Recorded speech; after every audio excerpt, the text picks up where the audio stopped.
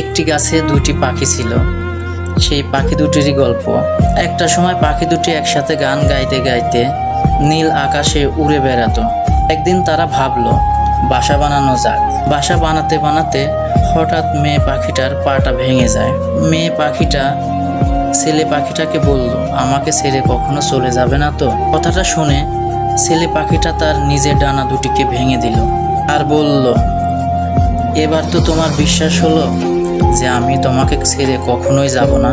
এইভাবে বেশ কিছুদিন কেটে যায়। হঠাৎ একদিন কাল বৈশাখীর ঝড় উঠল।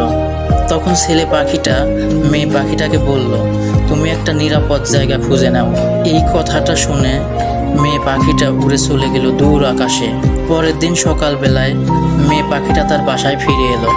এসে দেখলো যে ছেলে পাখিটা মারা গেছে, আর তার পাশে লেখা আছে, হাজার কষ্টের মাঝেও বেঁচে থাকতাম যদি তুমি পাশে থাকতে।